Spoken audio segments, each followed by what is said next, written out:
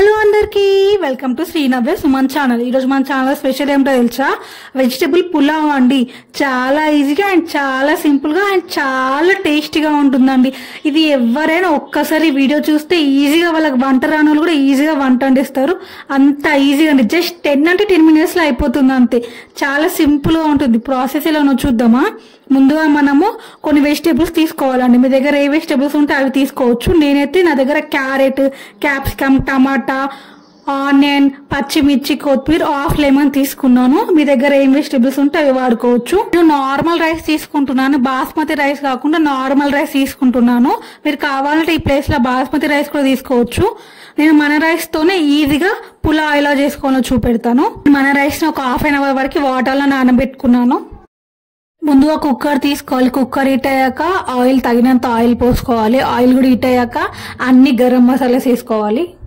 అన్ని గరం మసాలాలు వేసుకున్నాక బాగా ఫ్రై కానియాలి. ఒక 2 seconds వరకు ఫ్రై కానియాలి. 2 seconds తర్వాత పచ్చిమిర్చి వేసుకోవాలి.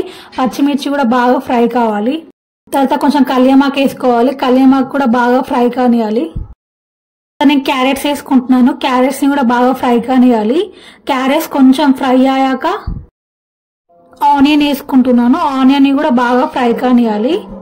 అలానే ఒక 1 second వరకు అలానే ఉండనిద్దాం. 1 second తర్వాత కొంచెం పుదీనా, కొత్తిమీర కలిపేసి వేసేయాలి. ఆ తర్వాత నేను క్యాప్సికమ్ వేసుకుంటున్నాను. క్యాప్సికమ్ కూడా మొత్తం వేసేసి బాగా మిక్స్ చేసేయాలి.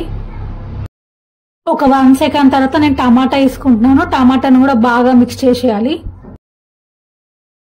ఒక 5 minutes వరకు అలానే ఉంచుదాము. 5 minutes కుక్ కానీ, లో ఫ్లేమ్ లో 5 minutes అలానే కుక్ కానీ.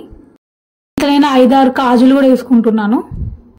తగినంత ఉప్పు వేసుకోవాలి. తగినంత కారం వేసుకోవాలి. మనం తర్వాత అల్లం ఎల్లిగడ్డ పేస్ట్ వేసుకోవాలి. అల్లం ఎల్లిగడ్డ పేస్ట్ ముందు వేసుకోవద్దు, చివరికి వేసుకుంటేనే కరెక్ట్. ముందు వేసుకుంటే మాడిపోతుంది. తర్వాత కొంచెం ధనియాల పొడి వేసుకొని బాగా మిక్స్ చేయాలి.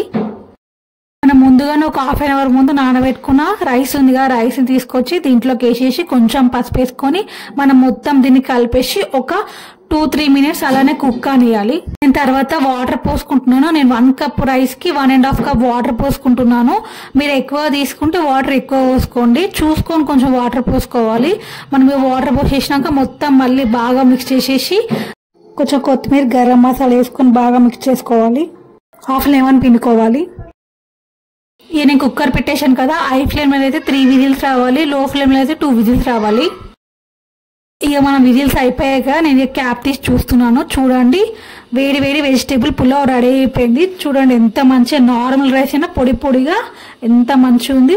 ఒక ట్రిక్ ఉంటుంది. పొడి పొడిగా ఎంత పొడి పొడి రావాలంటే ఏం చేయాలో తెలుసా? కుక్కర్ విజిల్స్ వచ్చేయగానే ఆఫ్ చేసి ఇస్తాం కదా, మనం స్టవ్ ఆఫ్ చేయగానే వెంటనే మనం కుక్కర్ క్యాప్ తీయొద్దు. ఒక 5 minutes అలానే వదిలేయాలి. వదిలేస్తే మంచిగా అవుతుంది అనమాట. దాని లోపల మంచి కుక్ అయి మంచి ఫ్లేవర్ ఉంటుంది. రైస్ అండ్ టేస్ట్ కూడా బాగా వస్తుంది. చూడండి, అప్పుడు తర్వాత తీసి తింటే రైస్ సూపర్ ఉంటుంది. ఎవరైనా సరే ఒక్కసారి అంటే ఆహా ఎంత బాగుంది టేస్ట్ అని అంటారు. అంత బాగుంటుంది. మన వెజిటేబుల్ పులావ్ రెడీ అయిపోయింది. చూసారా ఎంతో ఈజీగా, జస్ట్ 10 నిమిషాల్లో పులావ్ అయిపోయింది. వీడియో లైక్ చేయండి, షేర్ చేయండి, సబ్స్క్రైబ్ కూడా